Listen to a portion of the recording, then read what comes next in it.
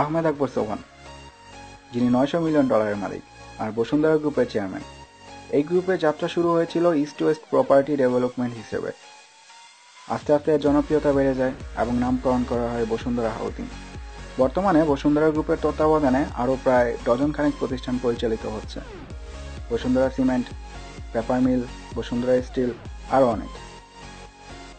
সৈয়দ আবুল হোসেন, পুরো নাম আলহাজ সৈয়দ আবুল হোসেন। তার মোট সম্পদের পরিমাণ $1 বিলিয়ন।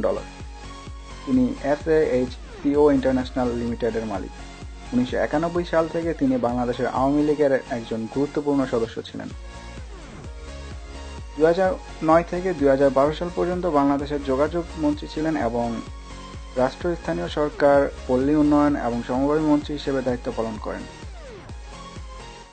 শামসুন্নাহার চৌধুরী, যার মোট সম্পদের পরিমাণ $1.5 বিলিয়ন। তিনি এস্ট্রাস লিমিটেড এবং স্কয়ার কোম্পানির চেয়ারম্যান। শামসুন্নাহার চৌধুরীকে বিশ্ব ব্যবসায়ী নেতা হিসেবে স্বীকৃত করা হয়েছিল।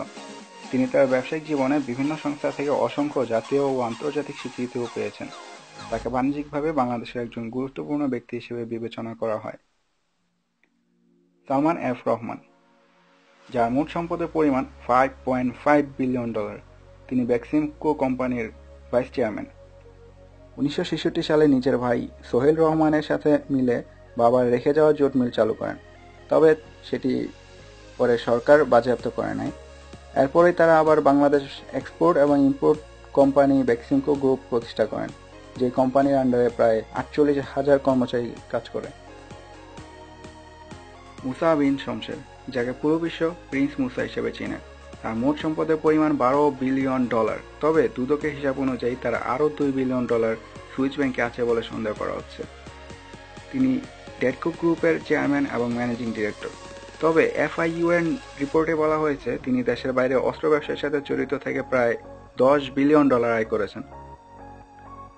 খুব অল্প দিনেই ফরিদপুরে জন্ম নেওয়া মুসা বিন শমশের পরিণত হয়ে যান বিজনেস টাইকনে। তিনি বিশ্বব্যাপী পরিচিত তার রাজকীয় স্টাইলের চলাফেরার জন্য।